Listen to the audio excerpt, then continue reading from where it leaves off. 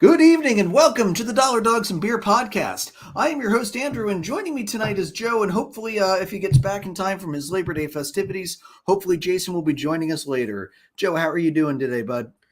I'm hanging in there, man. I'm mixed emotions. Rough week for the Cubs. Indiana got a win in their Friday night opener of the college football season this weekend, and Brian Kelly lost. So, outside of Notre Dame losing and the Cubs not having a good week, Now, Joe, did you say Indiana or Indinia? I'm not quite sure which it is. yeah. They're a number one party school for a reason. They're not a number one English school. Wait a second. When did they pass Penn State? Long time ago, buddy. Long time ago. Must have been long after I left because, boy, that wasn't the case when I was there. Yeah, good week for us. Atlanta, hell of a week for them, combined with a little bit of a Mets meltdown, which I'm never going to be upset about. Penn State somehow managed to beat Purdue in what once again cemented my opinion that Big Ten football should never be played on a Thursday night. And thank God that game wasn't in Happy Valley because I'm sure we would still have traffic issues today from a Thursday night football game last week because that's just absolutely terrible. Horrible decision by the Big Ten. Anyway, so Joe, what are you drinking tonight? Well, I've got a two for tonight. I've got from Kona Brewing. I've got Longboard. It's an Island Lager, pretty tasty. Somewhere between Yingling and a Smithwick's kind of taste. So okay, somewhere between the two of those. And then I've also got Cayman Jack Margarita because it's summer. Why not? Very tasty. Very enjoyable. And I've got to hold two drinks because that way I don't throw something at the television. Very true. Very true. Based on some managerial decisions this weekend, which we'll get into. No, David Ross made questionable decisions again. That never happens on a weekly basis for the Cubs. What are you talking about? Well, and as listeners of this program will note, I was actually growing soft on David Ross lately. So I'm a little frustrated. Well, you see, that was your biggest mistake, Joe. You went soft on him and he took advantage of it. So I've got three that I will be sampling on throughout the night. I'm going to open up. Again, we're pushing for October, so we're going to open up with the Samuel Adams Oktoberfest. And because we like playing baseball in October, I will then go to Samuel Adams Jacko Pumpkin Ale because also that's a shout out to one of my dad's buddies, the great Dr. Chris Campbell, who hates pumpkin beers and does a series of YouTube videos every fall about why he hates them so much. And it's absolutely hilarious. Check it out. It's phenomenal. And then after that, I'm going to go to the Samuel Adams Fest beer. It's a nice lager, nice way to kind of mellow out and end the night off for me then. All right, Joe. So let's roll into it tonight. We're going to start off with the home run chase. I'm going to quick mention Albert Pujols. You're going to touch on all of that later, but he did get to 695. I'm not going to take your thunder with that because I know you've got a lot to say about that particular one. Then Aaron Judge, he's been on fire, man. 3 straight games with the home run and home runs in 5 out of his past 7. He's up to 54, and he did that earlier today. And that was a horrible pitch. Trevor McGill hung a slider middle, 88 miles an hour, middle to Aaron Judge, hanging slider. No surprise that thing got smashed into the second deck of left field at Yankee Stadium. I was watching that replay, and I was like, you can't put that to a pitcher. A pitcher would have killed that pitch. So Aaron Judge is now tied A-Rod's single-season home run record for the most home runs hit by a right-handed hitter in a Yankee uniform. So I can't wait to see that record get broken, knock one more thing off A-Rod's sheet, shall we say. He's now on pace. He's now on pace to hit 65 homers, which is 4 more than Roger Maris's AL record that was set all the way back in 1961. What is it with the AL and not having home run hitters? It's crazy. I feel like the NL just for the last 2 to 3 decades, it feels like every couple years you had another huge home run race, and the AL's like, nah, we're not going to do that. I don't know, man.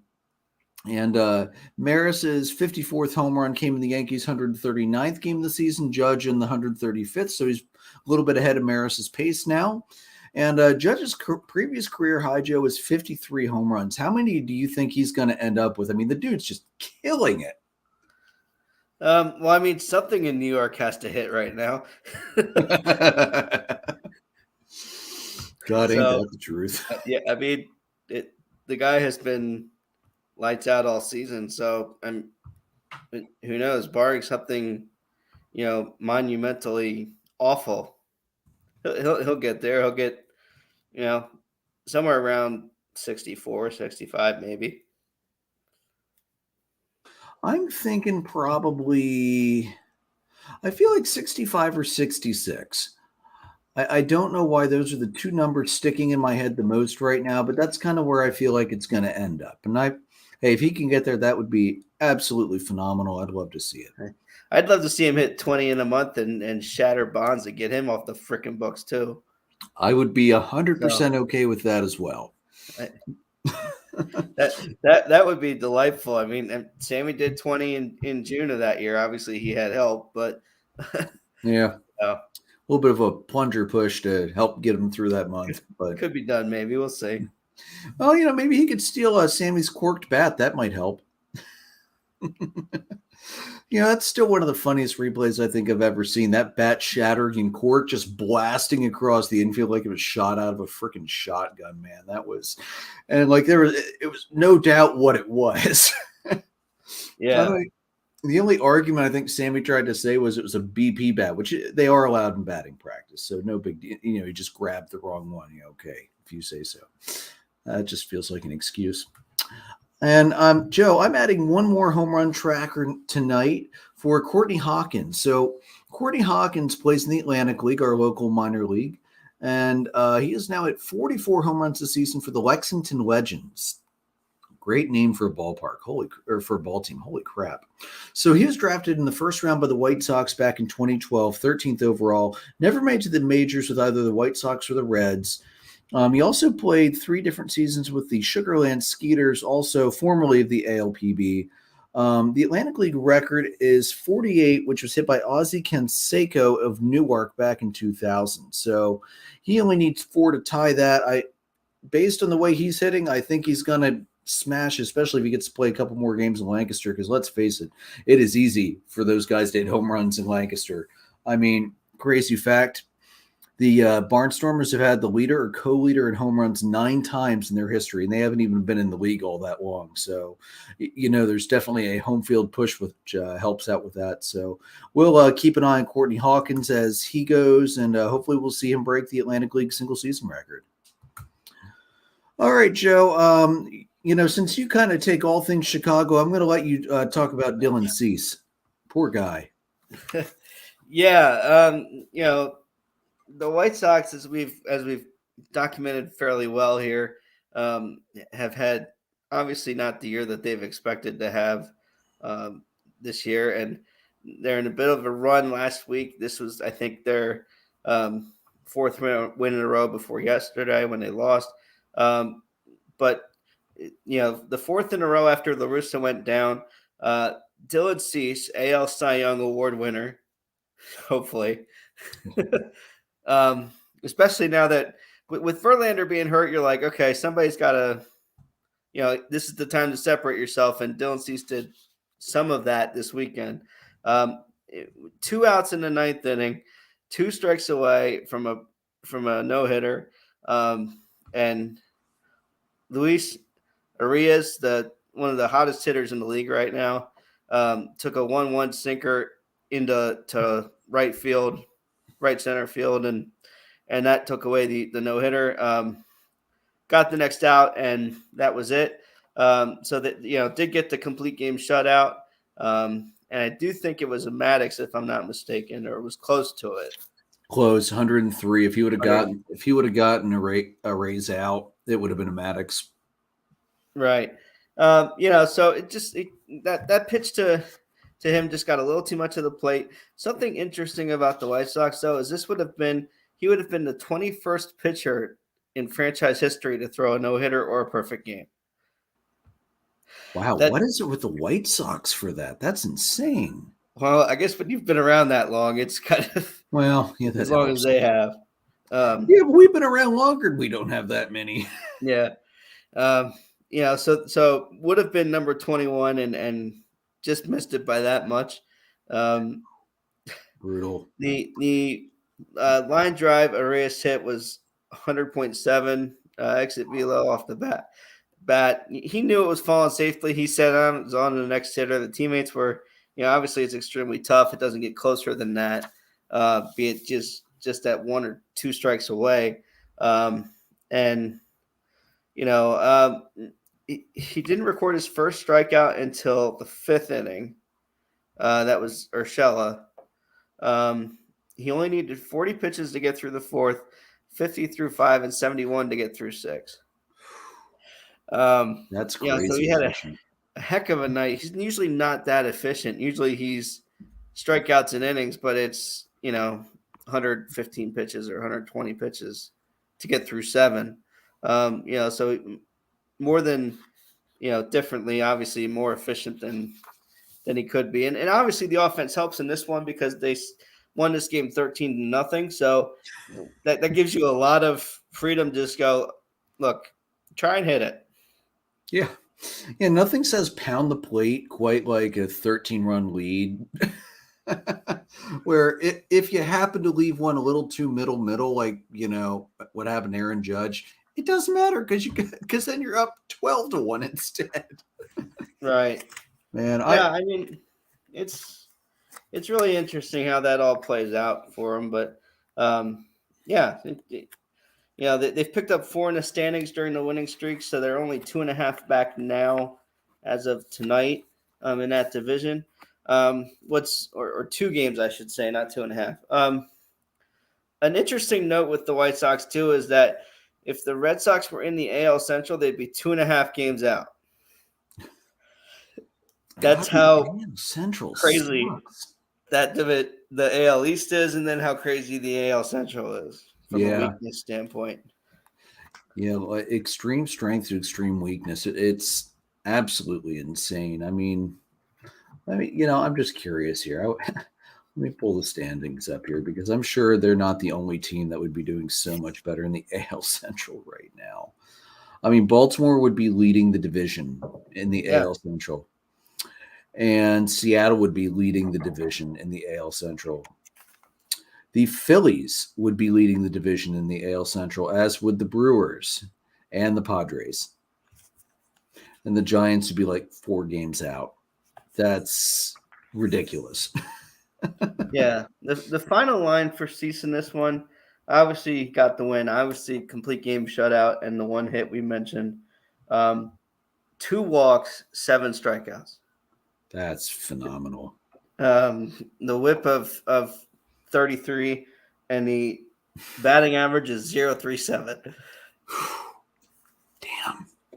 The guy has been absolutely dominant other than Verlander. And he even if he doesn't get the Cy Young, he could get the ERA title. I mean, he's been fantastic. It's a shame that so much of his success this year has been wasted by the way the White Sox started the year.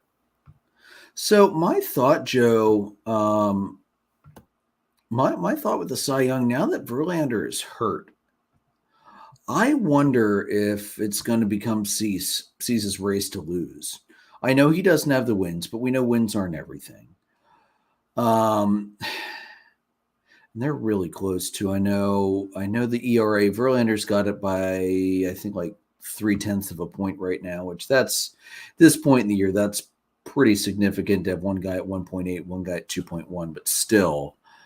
But I know strikeout Cease's been absolutely dominating, although Garrett Cole took the lead in the AL right now. So we'll see. I'm really curious to see how this is going to end up. I kind of think it should be Dylan Cease because let's face it, without Dylan Cease, the White Sox are sunk.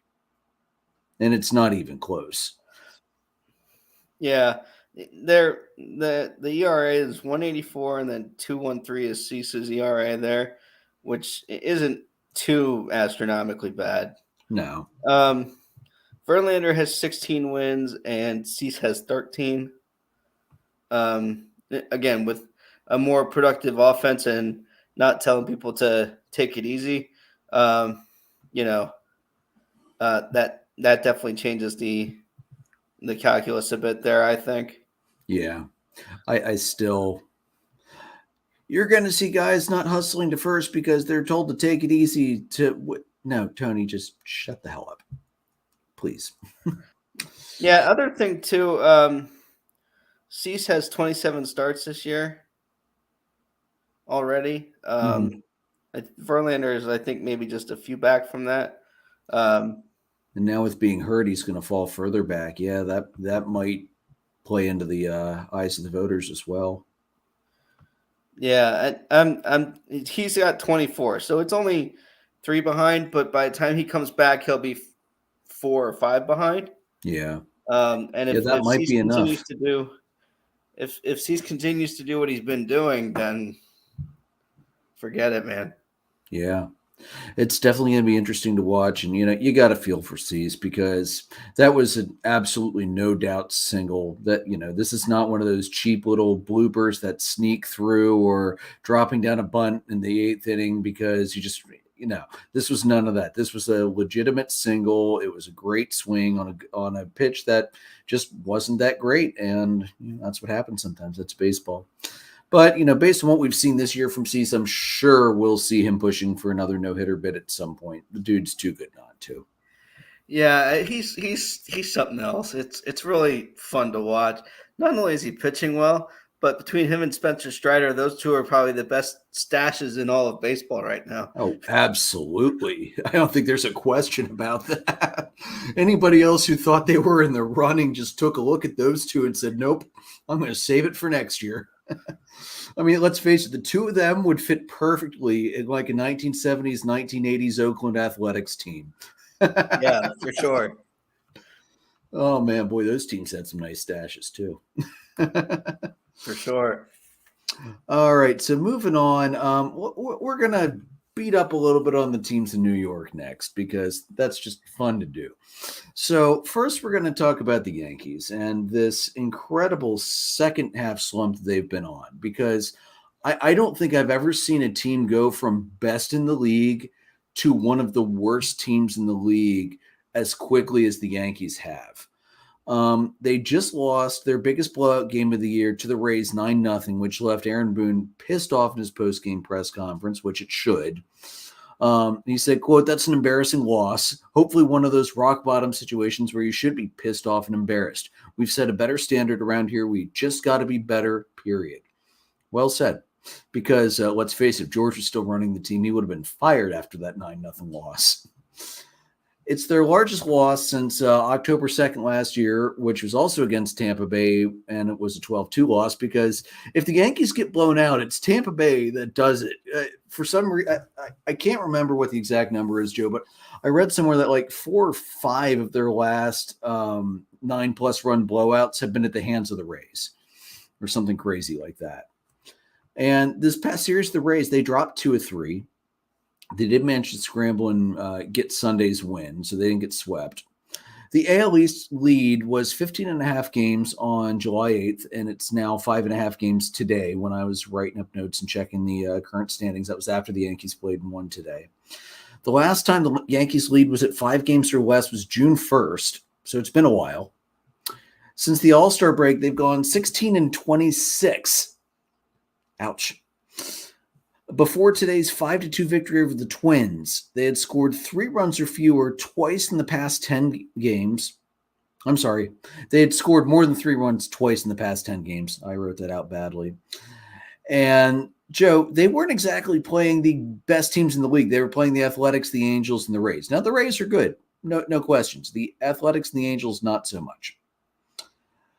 Over that stretch, they were batting 105 with runners in scoring position because, as we've hammered out so many times in the show, if you can't drive runners in when they're in scoring position, bad things are going to happen. And the Yankees are proving that to a T.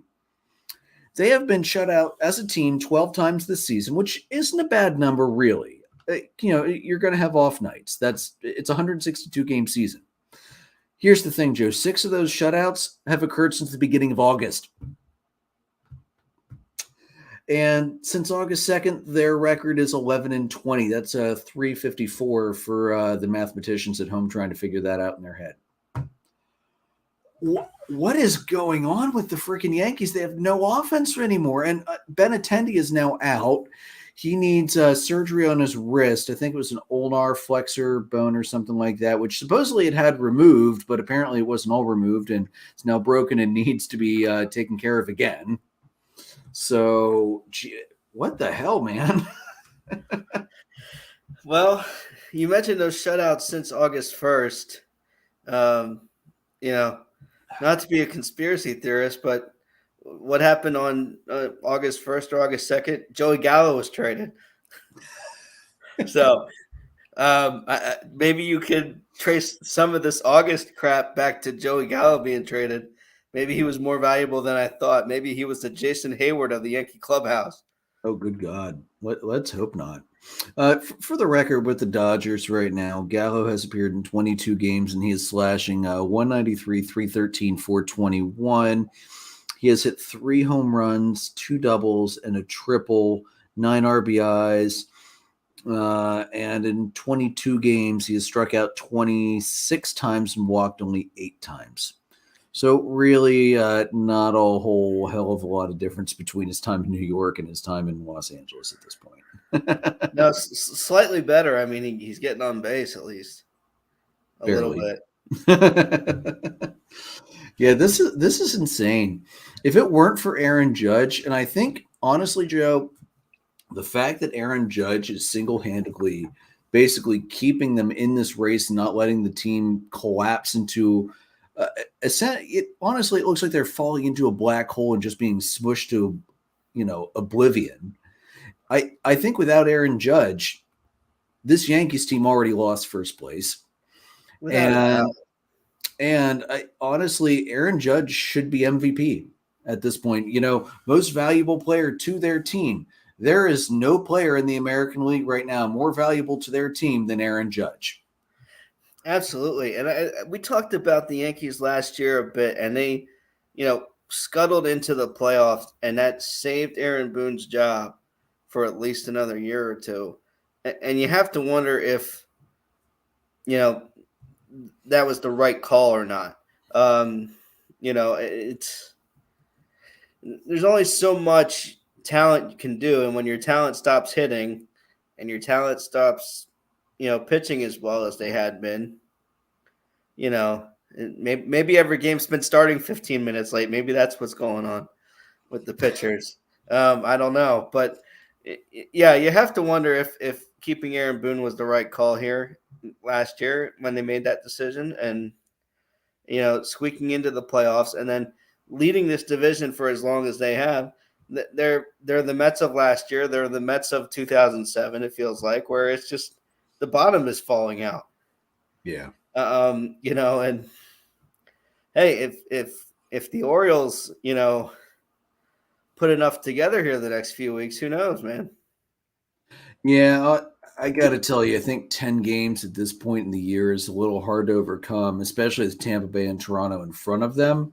But it's another good bit of pressure that'll get dumped on the Yankees because, if I'm not mistaken, the Yankees' last series of the year is against Baltimore at home in New York. So that's going to have, wider consequences than normal. But, Joe, let me listen to these scores let's look at the last week. Today, they beat the Twins 5-2. Yesterday, they were at the Rays and won 2-1. Lost Saturday 1-2. Lost Friday 0-9. And then they had an off day. And then with the Angels, they lost 2-3, 1-7-4, lost 3-4. And then going back one more series with the Athletics, which they split, they won 13-4, won 3-2, lost 2-3, lost 1-4. This is a team that it's either all or nothing right now with their offense. I don't, maybe it's just me and reading numbers here, but that's not a lot of high scoring games in there. They had a couple massive outputs, and then a whole bunch of really, really low scoring games. That's going to, that's a lot of stress on your pitching staff. That's a big freaking problem.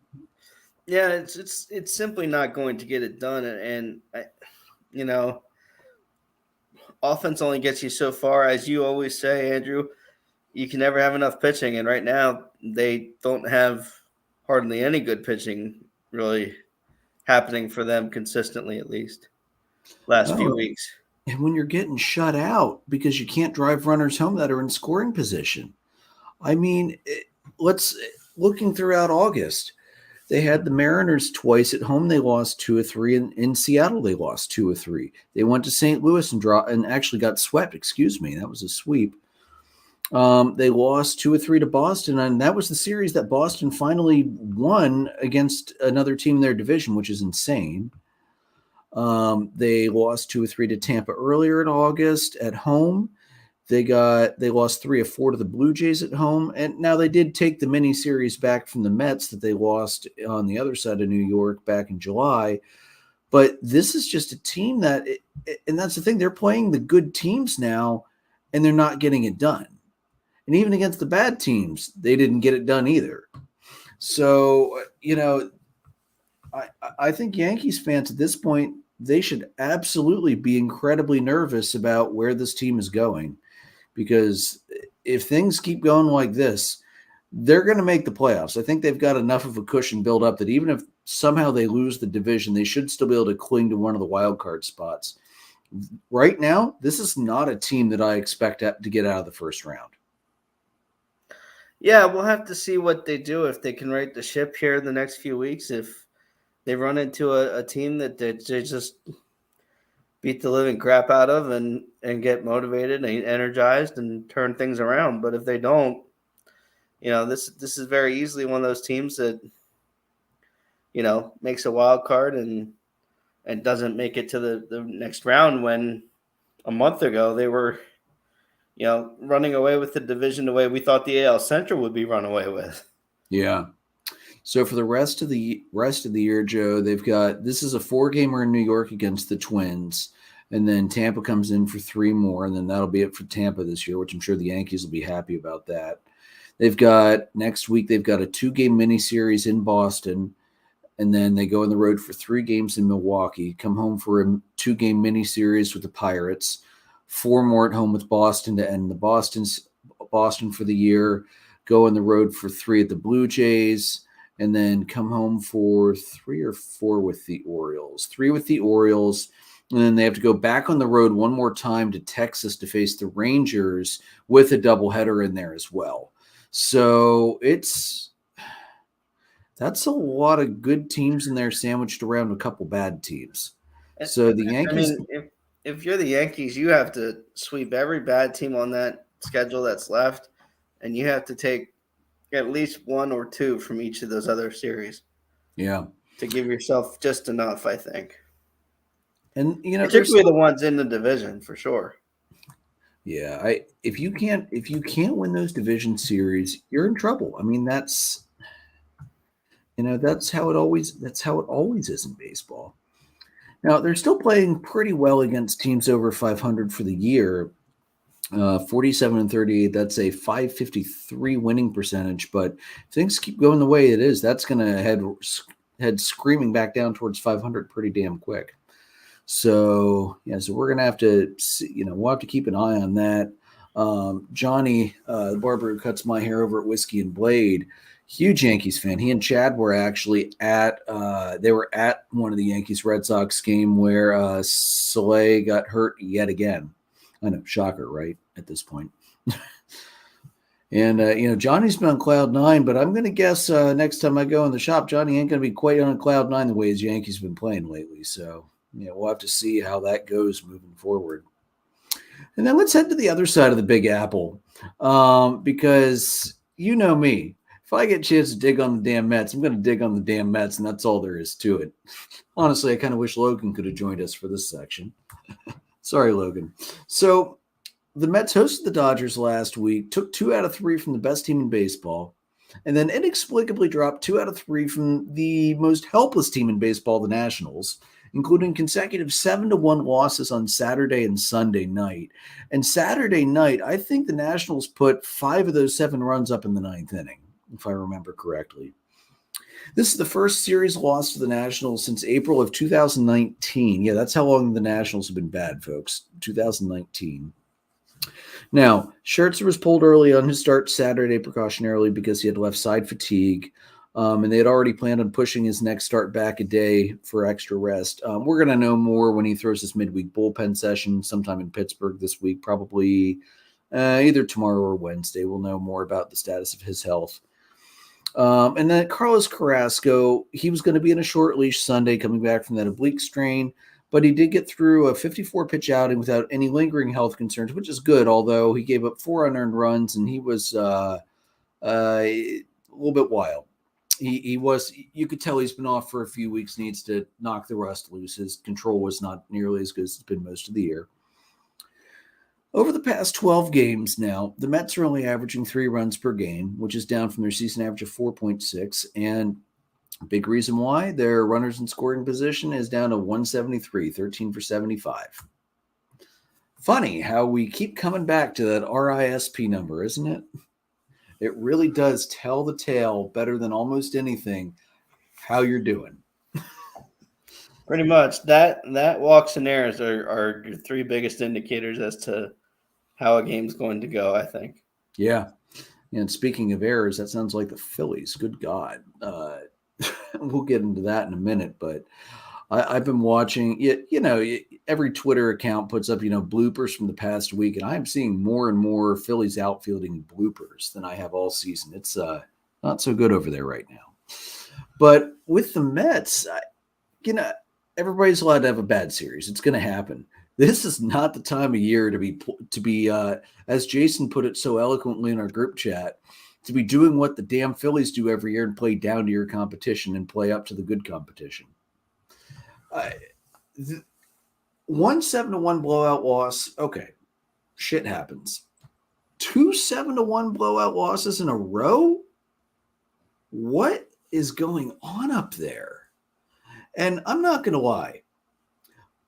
If they keep blowing 7-1 games of the Nationals the rest of the year, I'm not going to be upset because it means the division's ours for the taking.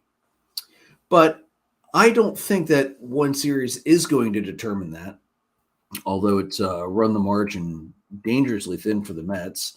Going into games today, it's down to 1 game. Closest it's been since, I would say like mid-April, mid-May, something like that. It hasn't been that close for a long time. But here's the thing, and we've been talking about this for the last 2 months, especially me and Jason. You have to win the series against the bad teams, and you don't need to sweep, but you need to take 2 or 3, 3 or 4. Yeah. You need to win the series. And I'm not going to lie. The best part about all of this, though, has been watching Mets Twitter meltdown, because those fans have been so, over the last how many years, they have been so beaten down and bruised by their beloved team falling apart year after year after year, which I, thoroughly enjoy. I'm not going to read all of them, but this is the favorite one I saw. Look on the bright side. Even if the Mets do blow the division, at least they didn't waste a season with a ton of pending free agents and aging players, with the Braves locked up a young core that will make them the best in the division for years to come. I love that. Yeah, the LFGM group on Facebook, I follow them pretty closely, and so I can see what the chatter is in the Big Apple there, and they're up and down within a game. It's insane.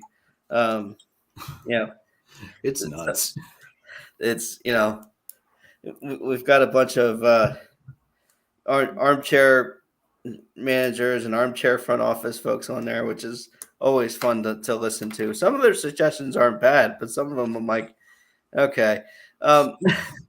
You last 3 hours in the actual chair. Just shut up now. Well, I mean, it's they go from this team can't do anything to this team is great. They just had a rough game or whatever. It's they are up and down with the innings, and sometimes with the innings and mostly with the games and stuff. It's season's over, or this is the beginning of the end, or today I saw it's 2007 again, and it's like, holy cow. 2007 again. Yeah, I wouldn't mind to another. refresh 2007, that's when they were up 7.5 at Yep, the beginning of September and lost the division. So I remember.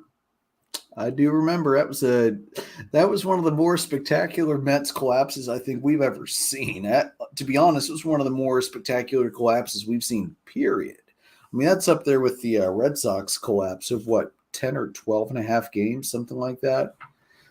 So, yeah, I'm okay with that. Again, though, like I said, I'm not gonna get ahead of myself because there's still a lot of baseball to play. This season is not close to being over yet. I'm as much as I'd love to say, yeah, it's the beginning of the end. I always hedge my bets because you just never know. Atlanta's on a West Coast trip right now. This week, 2 in Oakland for the A's. So those are odd start times. I hate looking at West Coast times. And then they head to Seattle for 3 with the Mariners, and they're one of the hottest teams in baseball right now. And then they head to San Fran for 3 with the Giants. Then they have a day off to come home, and they've got the Phillies for 3, the Nationals for 3, go to Philly for 4, at the Nationals for 3, and then they end with what's going to be probably either a huge series against the Mets or it's just not going to matter because the division's wrapped up with the Mets. And then they head down to Florida to finish off 3 more with the Marlins. So Atlanta's got to take care of business, which I think they will. They have shown good propensity for beating up on teams under 500, which is what you need to do. I'm really curious how the Seattle series is going to go because that's going to be huge. I can't remember the last time a Braves Mariners series was as important as this one is, or where both teams are as good as the 2 teams are right now. It's been a while for Seattle. for sure. I know Dave will be happy to hear that. All right, Joe, after all that negativity, let's bring out the good. What do you got for us this week? Yeah, so I mean, the release of good this week. We're talking about the Orioles, obviously, quite a bit. The first part of this is just that they've been able to do what they've been able to do this year. We have our feelings on trading Mancini and trading away their Lopez, who was their closer at the time. Although Batista's been really good for them this year. Now as he's grown into that role. The Orioles, we've criticized them fairly heavily on this program, to put it mildly. We'll continue to do so until the Angelos family is gone. Right, and I think so. 2 of the things we didn't expect them to do, obviously, was to be where they are right now. And number 2 was to bring up the talent and see what they have, which is not something we expected them to do. But here they are. They brought Adley Rutschman up earlier this year. He's been super productive and is so fun to watch him play the game. Loves the game, and you can tell that from watching him play. They made another promotion here this week. Gunnar Henderson made his major league debut this past week. And he's their top prospect now that things have been kind of recalculated with Rutschman being up. And that was Wednesday for him. He comes up and his first hit, he goes 2 for 4 in his first game, but his first major league hit is a home run against the Guardians. And it's awesome. It's awesome to see him be able to, jump right in right away. We've seen a lot of guys who, have been making their debuts lately who have been really productive right away. Spencer Strider for you, Michael Harris for you, Christopher Morel for me. Adley's been for me.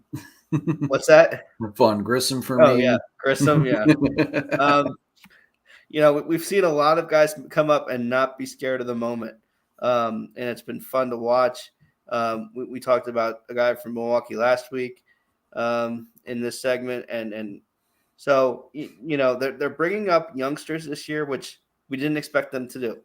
They're doing things right. They're not trading away a lot of that talent. They trade away Mancini, but they haven't traded away some of the talent they've had stored up, which is what you expect the Angelos family to do. because they have how many times now? Yeah. Rutschman came up in May. Kyle Bradish was on the roster at the beginning of the year. The only thing that hurts, Rutschman for Rookie of the Year is that Rodriguez has been amazing for the Mariners. Yeah. And he's gotten paid, to put it mildly. Kyle Stowers, who we talked about last week with that big homer, first major league home run off of Hendricks last week. When I was at the game, that's fun to watch too.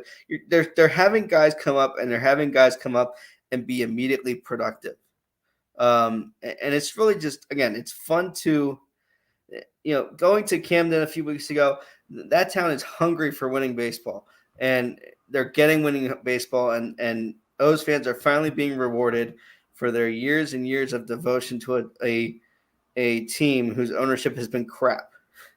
So I don't have a dog in the fight, obviously, with my team this year. So go O's. Yeah, and you know what? For a buddy Jim over at Huddle Up, I love seeing that the Orioles are doing so well. They're the closest thing to a local team that I root for because, I will never root for the Phillies. I didn't even root for the Phillies against the damn Yankees back in whatever what was that, 09? Whatever year that was.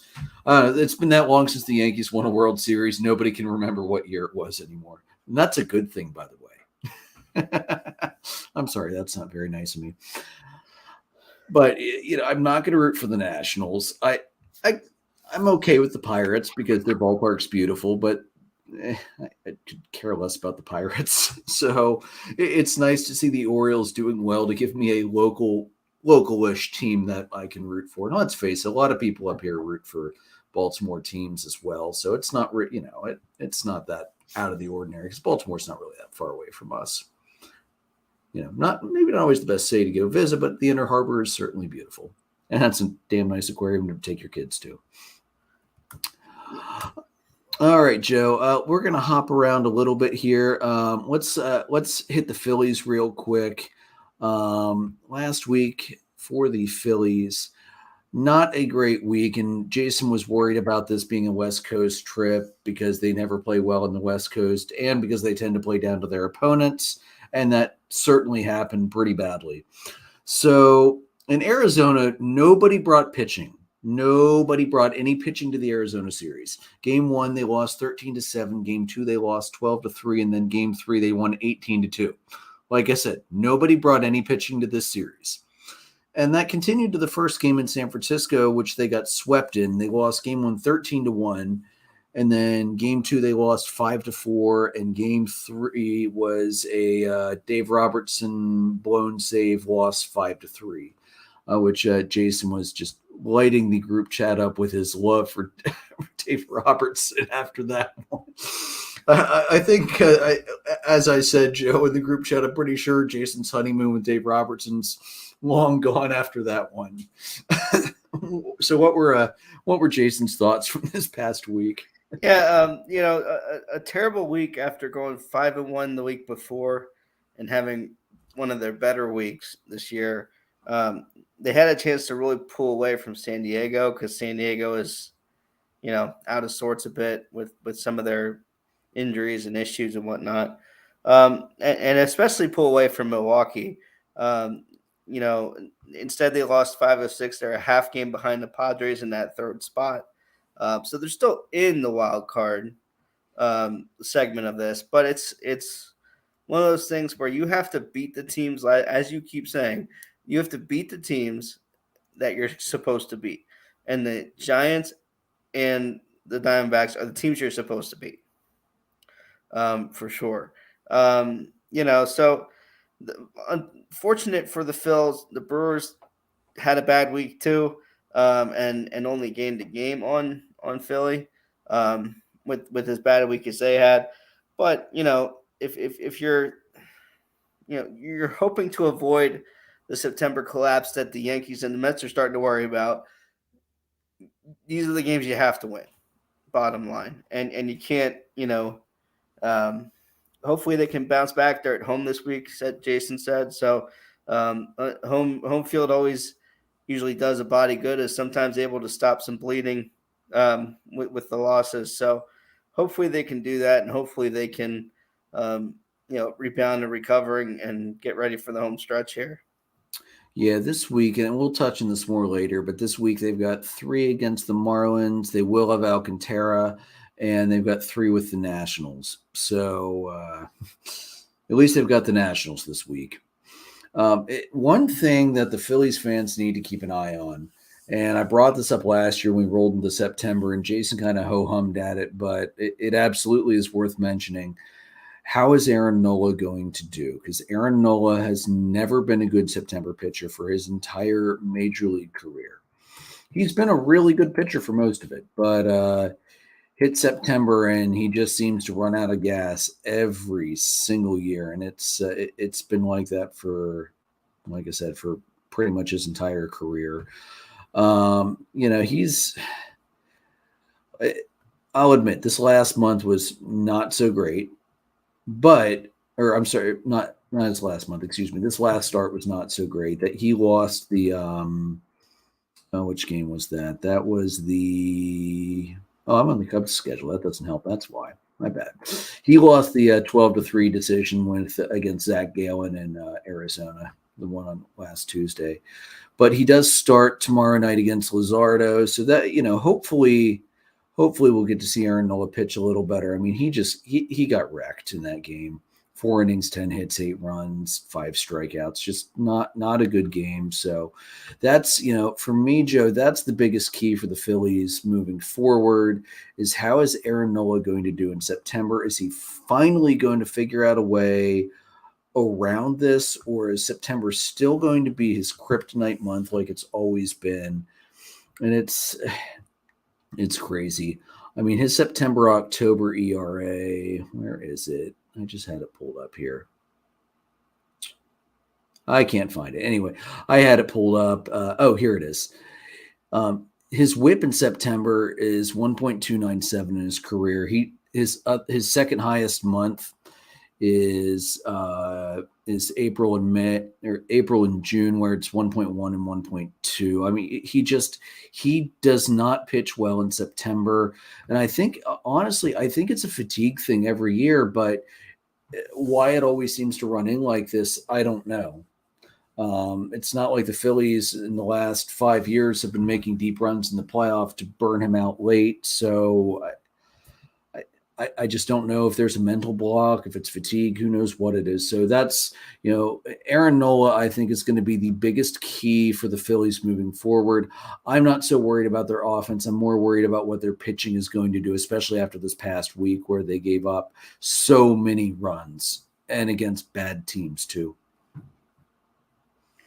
Yeah, that's the big, like you said, that's the big point here is what's their pitching going to do. And their offense has been suspect here and there. They've been very streaky, and if your offense is streaky, your pitching can't be. Yeah, absolutely. All right, Joe, why don't you roll into the Cubs so we can talk a little bit about Albert Pujols? Why not? So Cubs had a interesting week this week. They only took 1 game, and that was in their series with the Jays to start the week. Game 1, 4-5 loss in 11. Game 2, 5-3 loss, and Game 3 was a 7-5 win. A couple of notes in that series. Danny Jansen for the Jays had a 3-run homer and a walk-off single for the Blue Jays in that game. That was the difference maker. Him in particular. The Cubs had 4 hits and 5 1/3 after Barrios left the game, and they had 10 hits off of him. Game 2, Vlad Jr. decided to do even more to hurt the Cubs and used Javi Baez's bat to hit a homer in the 7th inning. So screw you, Javi. Of note in the series with the Jays here, just to kind of recap, kind of tie the bow on August for the Cubs. It was a 500 month for them, so they had some good, had some bad. And the bullpen was really taxed after the trade deadline. And the bullpen pitched 120 innings in 30 games in the month of August. So, it's really, unfortunate that they've had to do that, and they've been kind of moving a bunch of arms up and down. So it's really been a mess. So to do 500 in August is not bad. You said 120 innings in 30 games. Yeah. They're pitching at least 4 innings a game. Ouch. That's not good. Yeah. Starters have been down. To kind of, expand on that just a sec. Keegan's been down and not pitching the last few weeks. Justin Steele's missed a few starts here and there and hasn't gone long. So they've had more bullpen games, I think, with Kyle being hurt, with Miley being hurt. It's been a mess. The most consistent pitching they've had the last few weeks is Drew Smiley up until this week and Marcus Stroman. So, that's nuts. The Jays series was rough. Then we get to this Cardinals series. They lose on Friday 8-0. They lose on Saturday 4-8, and they lose yesterday 2-0. Jordan Montgomery, the Cardinals have won that trade with the Yankees for Harrison Bader. No questions. Montgomery's numbers since the trade: 5-0 in 6 starts, a 1.47 ERA, 36 2/3, 28 hits, 6 runs, 6 walks, and 32 strikeouts. His WHIP since the trade is 0.93. Damn. In game 2 was Waino and Yachty. That's their 323rd start together. Those two guys, that battery.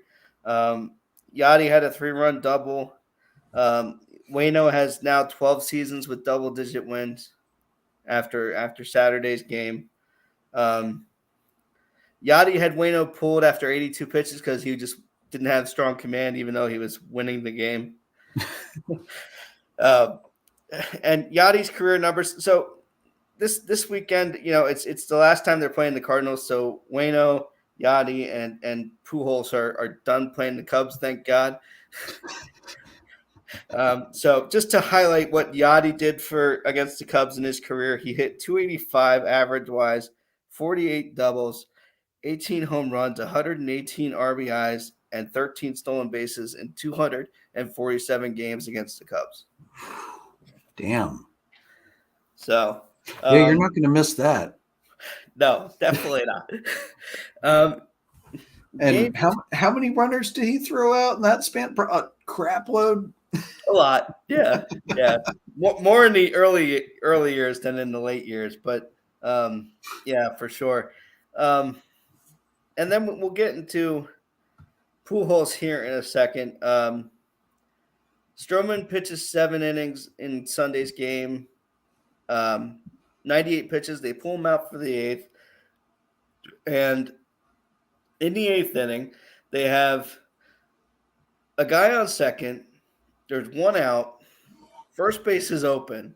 And Pujols is pinch hitting.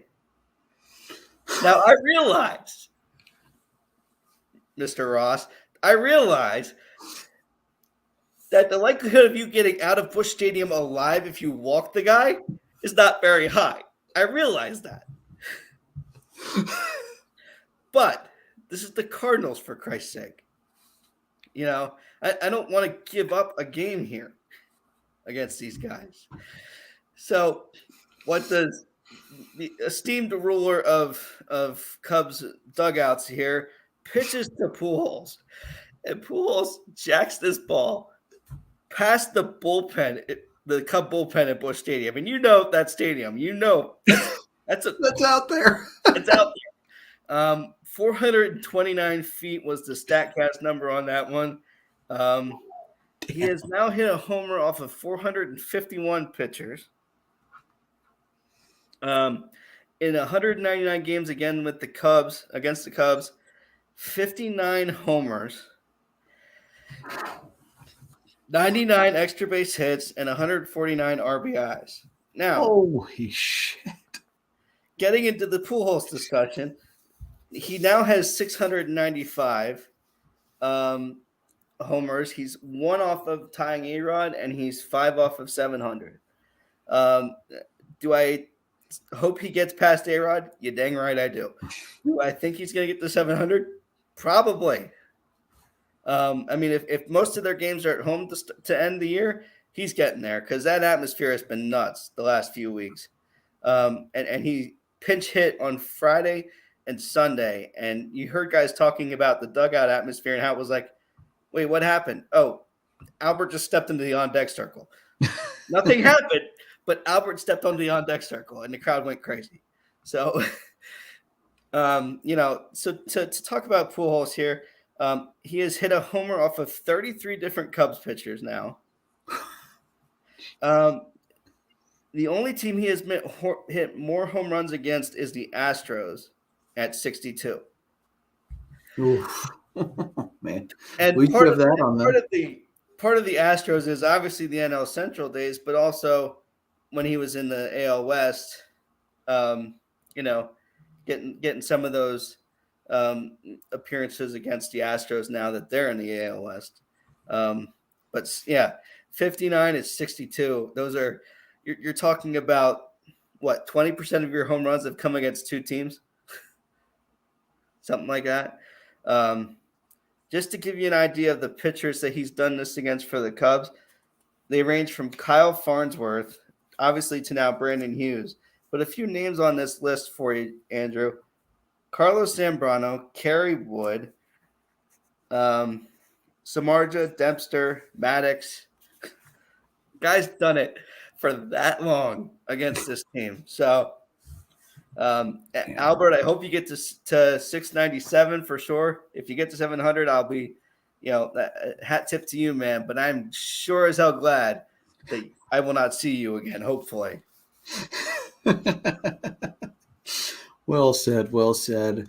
Looking at the schedule coming up for the Cardinals, they are in a 4-game series to the Nationals at home. They actually lost game 1 today, 6-0. And then they're on the road for 3 in Pittsburgh this weekend. So he's going to try and put 1 in the Allegheny River. 2-game mini-series, the Brewers at home next week, and then 5 with the Reds at home, including a doubleheader next Saturday on the 17th. And then a day off, and they have a nasty road trip coming up. 3 at the Padres, 3 at the Dodgers, 2 at the Brewers. And then they come home and end at home with the Pirates for 3, and then go back on the road for 3 at the Pirates. Who the hell made this? Are you kidding me? 3 versus the Pirates, 3 at the Pirates. What the hell is this bullshit? But anyway, lots of chances for him to play at home. I really want to see him put a couple more in the Allegheny, though. I would love to see him just jack a couple out there. Matt Olson's home run ball got lonely being the last one hit out into the river, so it needs some company, Albert. You need to help out there. Yeah, this is going to be exciting for him, and I hope he gets there. Yeah, me too. There hasn't been a single hint of anything, controversial about his ability over the years. So to see someone kind of knock A-Rod down a peg or two would be great. That would be fantastic and much supported by this group for sure. 100%. Plus, Albert's a guy we have watched his entire career, and with good knowledge of the game of baseball, and to see that he is without a doubt one of the most dangerous right-handed hitters of all time to play the game. I don't think that can be argued by anybody.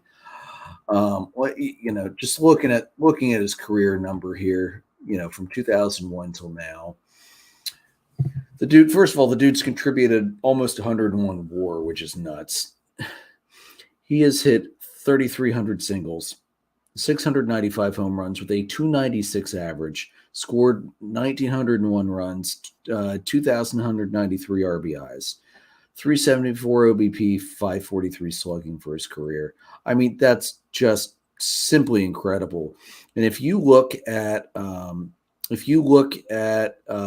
his chart here on Baseball Reference, you'll see all the years where he led multiple offensive categories. Now, I will say this. There is one blemish that we can put on Albert Pujols' career. Only one. He is grounded into more double plays than any other batter in history with 423. So there is that. But outside of that, that is literally the only blemish you can find in this man's career. He is one of the greatest hitters to ever play the game, and it's awesome that we've gotten to watch his entire career and be able to fully understand and appreciate it as well. Yeah, definitely. It's really been fun, and to see a lot of it firsthand as a Cub fan. Even if it was painful at times. Painful at times to be sure, but you knew you were watching someone who was just, as you said, one of the best hitters and a good person on top of it. Yeah. And we sometimes we've got some of these, athletes who are not exactly the best people off of the ice, field, diamond, whichever field of play it is. And he's one of those that is a great person, a great human off of the field. Yeah, he is a class act unto himself. If I remember right, he's always been a big charity guy for his wherever he's lived at the time, and just absolutely phenomenal. One of my favorite guys I've gotten to watch. Yeah, he won the Clemente Award back in 2008, so that just absolutely awesome. The Clemente Award, for those who don't know, it's for those who best exemplify the game of baseball, sportsmanship, community involvement, and the individual's contribution to his team. And that's voted on by fellow players too. That's not a media vote or anything like that. That's from your teammates. So that's absolutely awesome and well deserved as well. All right, so let's move on to a team that actually managed to win some freaking games this week, shall we? So, Atlanta, again, it was a little bit of a mixed bag last week. They swept the Pirates in Pittsburgh for the first time in forever and then dropped 2-3 to the Cardinals. But again, Atlanta playing in St. Louis, I'm not too shocked because they don't play well in St. Louis. They never have. Then they came home. They had the Rockies. They dropped the first game. Max Fried had an uncharacteristically bad night. It was a 3-2 loss, and then they haven't lost since, winning 5 straight. Game 2 with the Rockies was a 3-2 win. Kyle Wright picked up his 17th win of the season. Jansen picked up his 30th save. And then a 3-0 win. Spencer Strider picked up his 9th win of the season, and Jansen picked up his 31st save.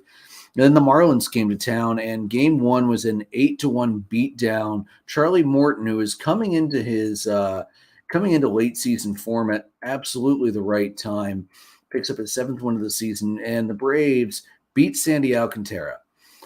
And that has just not happened a whole hell of a lot of times in the career of the great Sandy Alcantara. So definitely quite happy to have. That was the one I thought we might lose because it's Alcantara, and he's just been on a tear this year. And then it was a 2-1 win on Saturday night. That was a late one with the bullpen picking that one up.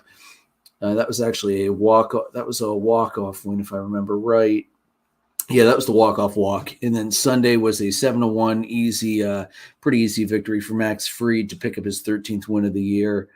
And he allowed no hits in his first 5 innings. And Ozuna homered for the first time in like a month because Ozuna has been absolute garbage for much of this season, unfortunately. Max Fried's good game did get stopped because of a rain delay. So, a good call by the Braves to not push that. I hate it when managers try and run the guy back out there when he's been sitting for so long because usually that ends very poorly. So the Braves have taken 5 in a row, like I said, 20 of their past 25. They're 33 games over 500, which is a season high, and 1 game of first place in the East with the Mets.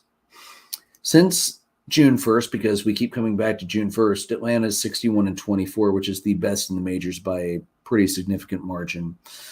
Fried didn't allow a base runner. He took down 12 in a row until he walked Fortes in the 5th. And then there was a double play that wiped that out. It was just the Braves have been hot, and I'm absolutely loving it. Matt Olson's been in a little bit of a slump. He's starting to break out of that. Austin Riley has been hot continuously throughout all of this. You want to hear something crazy, Joe? The Braves have 90 home runs hit by players that are 25 and younger. Riley has 35. Contreras has 17. Harris has 15. Acuna has 11. Albies has 8. And Grissom has 4. The most homers a Braves team has gotten in a season from players 25 and younger is 107. And that was accomplished in 1957 and 2019. Let's see, 17 off with that many players. Atlanta's such a young team. I wouldn't be shocked if they break that, honestly. And that would be really cool. And then Michael Harris, who is well within running for Rookie of the Year with Spencer Strider. I honestly wouldn't be surprised if they make it a co-Rookie of the Year because they've both been so good. Michael Harris, Joe, finally got thrown out stealing a base. Before he got thrown out, he was 16 for 16. So you knew that streak had to come to the end eventually, and finally did against the Marlins. And it was an absolutely perfect throw, and that was the only way they were going to catch him. So it was phenomenal. And the Alcantara game, that one really surprised me because he wasn't sharp, and he was uncharacteristically wild. Although he only allowed 1 walk, but he just gave up too many hits and his defense couldn't bail him out. This is probably one of the worst lines you'll see for him all year. 5 innings, 1 hit, 6 earned runs, a walk, 3 strikeouts, 3 home runs allowed. I mean, he couldn't keep the ball in the park. And Morton matched him 5 2/3, 4 hits, an earned run, 2 walks, 7 strikeouts. So you got to win the games you need to win. And Atlanta absolutely did that this past weekend. To beat Alcantara, I'm just overjoyed about. The only thing I didn't like is that one was on Apple TV Plus. So my free paid for by T-Mobile MLB subscription did not help me, but thankfully my wife has an iPhone and too much Apple crap. So we actually had Apple Plus and I was able to watch the game. So that was kind of nice. Yeah, I think major leagues have got to get this straightened out where it's one platform for all this stuff. This is insane. Yeah. And, didn't they mention last offseason they were talking about getting rid of these blackout games? Well, that didn't happen. I wish they would. It would make it a lot easier for everybody to watch the game. Yeah, I shouldn't have to go through the effort of either pulling up a Dofu Sports stream and throwing it up on my TV or changing my VPN and masking where I am in the country so I can ignore the blackout restriction. I shouldn't have to do that to watch baseball if I have a subscription. And I understand T-Mobile is paying for it, even though really I'm paying for it because I pay T-Mobile a lot more money than they pay for my MLB subscription. So, yeah. MLB, please actually, the next time you say something like, we're gonna take care of that blackout thing, can you actually freaking take care of it instead of just, dangling the carrot in front of our faces and yanking it away at the last minute? We'd really appreciate it. All right, so Joe, let's kick it off and move it on to our hot players. Joe, I'm actually going to have you do the Moneyball player first because your Moneyball player is actually my number 1 overall hitter from the last week. So I'll let you do the Moneyball player first. All right. The Moneyball player for the week had a monster week. Xander Bogaerts from the Red Sox. Andrew, his slash line 542, 593, 875, an OPS of 1468. Jesus. Just that alone is amazing. Those numbers are amazing. But the rest of the numbers here for us: 8 runs, 13 hits, 5 doubles, a homer, 9 RBIs, 3 walks, 1 strikeout, and 1 stolen base. Talk about efficient! Holy cow! Wow. Yeah, I can't argue with that. That's freaking incredible. Absolutely incredible. The other thing I want to point out on the walk side, just real quick, Soto had an awful week, but he had 7 walks too. So those 7 walks made his awful week look a little less awful. 7. If there's one thing, no matter how bad of a season Juan Soto is having, which it's not the worst season in the world, but compared to what he's done for every other year of his career, this is a bad year. He still can walk. He has a Joey Votto-esque eye for the strike zone. Right? No doubt about it. Yeah. All right. So my hot hitters of the week, in addition to Xander Bogaerts, who, like I said, I don't think anybody would have not had him at number one with a week like that. So, all right. Looking at the rest of the week, I've got Jose Altuve, 476, 542, 952. He had 7 runs, 2 homers, 6 RBIs, 2 stolen bags, 10 hits, 4 doubles, 3 walks, 3 strikeouts. Jock Peterson of the Giants, 471, 550, even 1 for the slugging, 6 runs, 3 homers, 1 of which I saw off the Phillies ended up in McCovey Cove, 13 RBIs, 8 hits, 2 walks, 8 strikeouts. All rise for Aaron Judge at 455, 61.1. 6 runs, 4 homers, 6 RBIs, a stolen base. I didn't know he stole a base. Good for him. 9 hits, a double, 5 walks, 7 strikeouts. And I'm also going to toss out Michael Harris on there as well. 455, 478, 818. He had 4 runs, 2 home runs, 5 RBIs. He stole 1 base, got caught once for the first time all year, like I said. 10 hits, 2 doubles, a walk, and 3 strikeouts. For a guy that young to have that kind of plate discipline is pretty damn impressive. And I'm not going to put him up there because I'm just going to mention Austin Riley had 4 home runs this past week too. I'm not putting him on the list because that's crazy that I've got a 4 home run guy I can't put on the list because so many other guys had incredible weeks. I mean, that's just nuts. All right, so let's flip it over to the pitchers. I'm going to start in Arizona with Zach Gallen. Sorry, Jason. 2-0, 14 strikeouts in 14 innings, an ERA of 0, a whip of .43, 4 hits, 2 walks. Yeah, it ain't bad. Spencer Strider, he won 1-0, 8 innings, 16 strikeouts. My God, Spencer. I love this guy. I hope his Tommy John repaired arm stays Tommy John repaired for the rest of his career because he's so much fun to watch. ERA of 0, whip of .25, 2 hits. I have Dylan Cease because how can you not have the guy who came 1 out from a freaking no-no, 9 innings, 7 strikeouts, 1 win, 1 hit, 2 walks. Absolutely insane. And then I'm also going to throw on here, let's throw with Frankie Montas because the Yankees pitchers need a little loving because the offense isn't giving it to them. This week, Frankie made 2 starts, went 1-1, 11 innings, 13 strikeouts, a 3.27 ERA, a .82 whip, 4 earned runs, 9 hits, no walks, but 3 home runs allowed. Joe, any other starters for your list? I'm going to put on here George Kirby from Seattle. Mm-hmm. Went 8 innings in his start, 5 hits, a run, 1 walk, 7 strikeouts, a 7.5 whip, .75 whip, 172 BAA.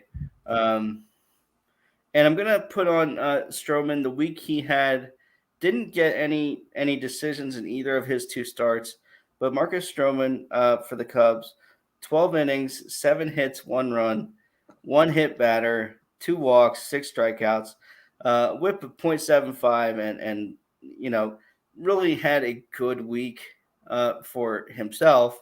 The Cubs obviously did not, but really solidifying that the Cubs made the right move in picking him up last year. So, yeah, absolutely. All right, Joe, who is your adulting reliever of the week? Yeah, the adulting reliever. This was kind of by far and away Jordan Romano from the Toronto Blue Jays. Sorry, the Tampa Bay Blue Jays. Who are they? Yeah, Toronto Blue Jays closer Jordan Romano, 3 for 3 in save opportunities, 3 1/3, 2 hits, 1 hit batter, 5 strikeouts, .6 whip, and a 1.67 batting average against. So he is your adulting reliever of the week. He was lights out and is the biggest reason that the Blue Jays are where they are. And Joe, there's one other guy I actually want to mention on there. we were talking about trades that have just gone really well. And I would like to bring up Rossiel Iglesias, whom the Braves traded away, Tucker Davidson, and Jesse Chavez, who is back, reclaimed off waivers yet again, and back to pitching well because he sucked with the Cubs, he sucked with the Angels, but he's been lights out for the Braves this year. Since Iglesias came to Atlanta, he has put up a .71 ERA over 12 and 2/3 innings. He did pick up one save, giving Jansen the night off. He's only given up 7 hits and 1 earned run with 3 walks and 12 strikeouts. But over this past week, the dude, he only had 2 appearances, but 2 innings, 1 hit, 3 strikeouts, and he picked up a hold along the way. He's been efficient. He's been pounding the strike zone, and he has looked so good since he came over. I know he's a guy that's probably not going to get caught in your radar because you're looking primarily at saves, but he's been absolutely phenomenal ever since coming over. And thank God, too, because, as I said, you can't have enough pitching, especially this time of year. Absolutely not, man. It's yeah, and I need to look a little closer at some of these other guys who don't close games but are having phenomenal years and weeks in the bullpen, eating up innings and things like that. So I need to do a little bit better digging on that. But yeah, can't argue with that. So you can save that for next season. You can do feature a closer, feature maybe a long reliever, middle reliever guy instead. As along with the closer. All right. So looking at the hot teams for the week, I've got a couple odd ones in here that we haven't seen. Blue Jays, Red Sox, because they somehow remembered how to win games again. The Astros, the Mariners on their 7-game winning streak. The Braves, the Nationals. I know, but they took 2 out of 3 from the A's and at the Mets last week. I mean, the A's, whatever, they're almost as bad as the Nationals, but 2 out of 3 in New York, damn good. I also have the Cardinals, and sorry, Jason, but the Diamondbacks made the list as well because they were on fire last week. Joe, do you have anybody else to add to your hot teams? Did you mention the White Sox? I actually didn't. I went back and forth. The only thing I would say is just to update for maybe anybody who wasn't paying attention. La Russa has been out indefinitely since I think Wednesday, if I'm not mistaken. They lost Wednesday or since Tuesday. They lost Tuesday. And they won 4 games in a row Wednesday through Saturday. Lost yesterday. But, to get themselves back around 500 and within striking distance of the AL Central, if they can get their act together and put it together for more than 4 games, to get themselves, somewhat energized again and get their fan base energized again, that's a good week for them. The Cardinals you mentioned, just one thing of note, they are 18-2 in their last 20 home games. Wow. So the fact that they're still playing a bunch of games left at home based on your schedule announcement earlier, that bodes well for them to walk away with the NL Central, and it bodes well for Pujols as well. So. Yeah, looking at the NL teams, there are 4 teams that have more than 40 wins at home this year. The Mets have 46, Atlanta's got 47, the Cardinals have 45, and the Dodgers have 47. That's absolutely phenomenal work by the Cardinals at home. And, taking only 1 out of 3, that actually to me looks even better that they were even able to take 1 from the Cardinals when they're playing that well at home right now. Yeah.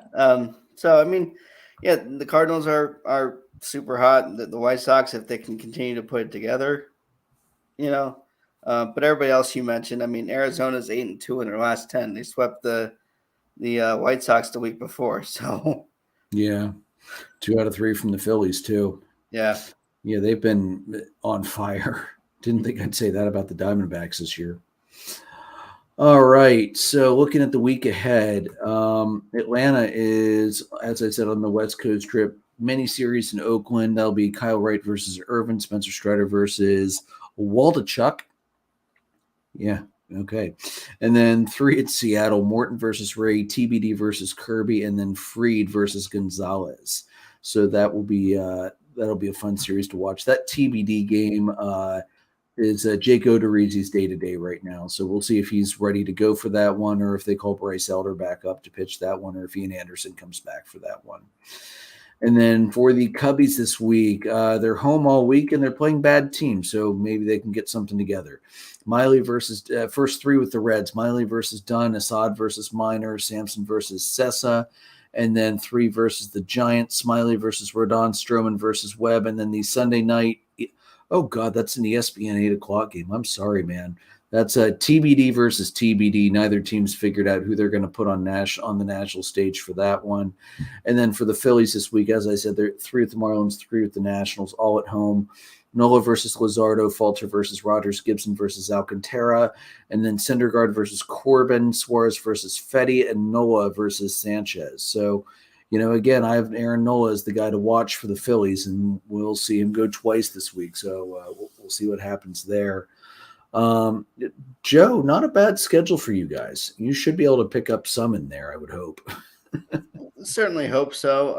I think, again, it's just kind of see what you can get and see what you do. And, the fact that they've sat Keegan this long, I think, to me, looks like they're probably going to just shut him down. Yeah. I mean, sense. he was a reliever up until this year, and he was lights out for so long this year. And then it was just like, okay, this is no longer a good start, bad start. This is bad start after another bad start. Yeah. I think that the number of innings got to him. And I think if they, start the season in a particularly defined role, I think, that can certainly help him start the year on the right foot. Absolutely. I'm really excited for the rotation that the Cubs could have next year. Stroman, Smiley, if they take the option and bring him back, because he's been, he's been serviceable this year. He's been really good in spots for the Cubs. Despite your feelings about him and our feelings about him in general, he's been very good for them this year. So to have Stroman, Steele, probably Keegan Thompson, Hendricks if he's healthy again. We're not sure exactly what we're going to get with him, but to have Smiley or somebody else to fill that spot if they go out and get a real strong arm in the offseason. I'm excited about what the Cubs can do. Yeah, let me just set the record straight with Smiley. I don't hate the guy. And I appreciate what he did in that Dodgers series, because without that start, that series is very different. Or was it?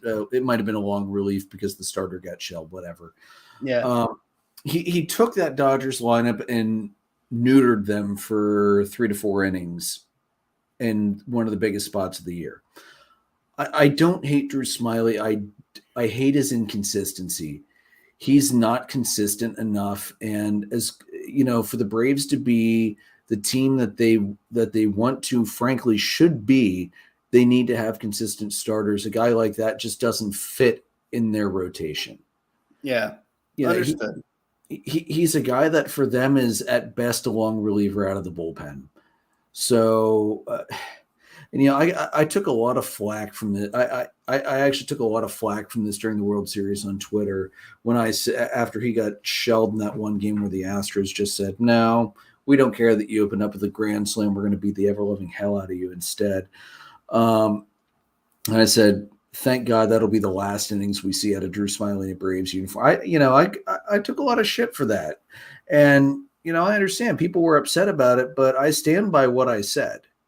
And I'm not going to back down from that. I'm glad I'm not seeing Drew Smiley in a Braves uniform again, because he's not the kind of arm we need. We need more dependable arms. We need guys that are less streaky.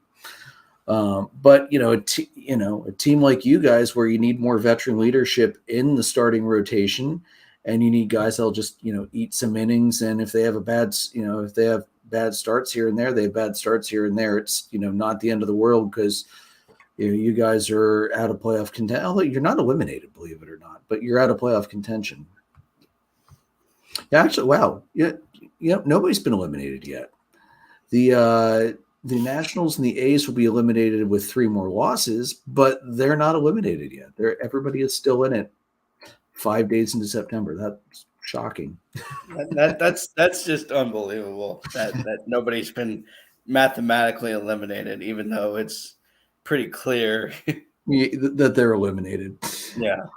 All right, Joe. So, I mean, I'm going to be obviously focusing very hard on Atlanta and keeping a wary eye on the Mets in the background. What are you keeping an eye on this week? The Blue Jays Orioles to start the week. They had 2 games today. The Blue Jays won both of those. So not good for the O's, but that's something I'm watching. The White Sox have Seattle this week to begin the week. They won tonight 3-2 behind a great start from Lance Lynn. So they're on the right track. Hopefully they can keep that together. That's one series I'm looking at the beginning of the week. You have the Twins and the Guardians here at the tail end of the week. And that's important. Twins Yankees here to start the week for the Yankees in New York. So that's kind of the series I'll be keeping an eye on. The Mets, obviously, seeing what they do. But that's where most of my energy is going to be at, I think. Well, let's face it, most of the AL Central has just been playing very, very, very bad baseball lately. Cleveland's 2-8 over their last 10 on a 5-game skid. Minnesota's doing okay at 6-4. The White Sox are at 4-6. But yeah, the AL Central has been kind of playing like garbage lately. So let's see which of these teams wants to win the damn thing.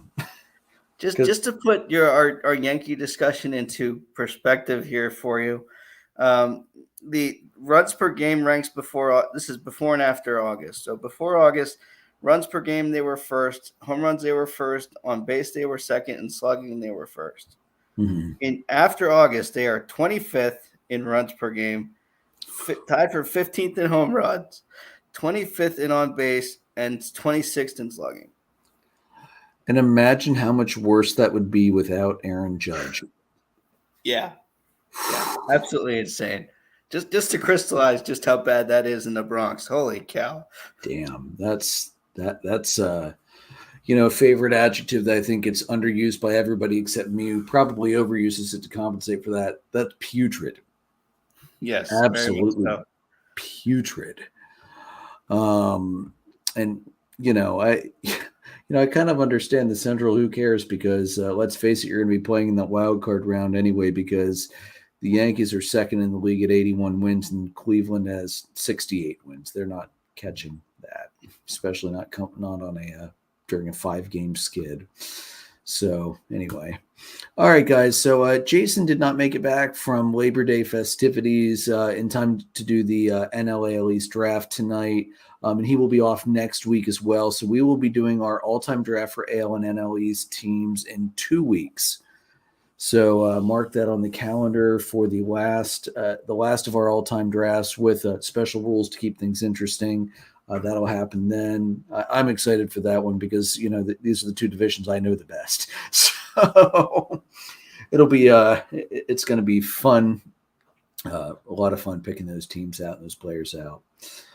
All right, guys. So you can find our audio recordings on Anchor, Spotify, Breaker, Google Podcast, Apple Podcast, Pocket Cast, Radio Public, Amazon Music, and Spreaker.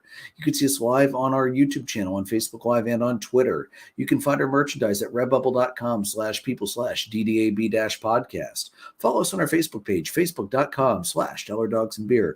On our Twitter page at DDAB_podcast. All 3 of us are on Twitter. I'm at PyroLord314. Jason's at JRicker300, and Joe is at JoltonJoe35. We are presented by Dark Arrow Podcast LLC, and we are sponsored by the wonderful Whiskey and Blade Barbershop in Lidditz. Johnny, I'll see you either sometime this week or next week, as the hair's getting kind of wild, man. May your dogs always cost $1. May your beer always be cold. Have a good night, everybody.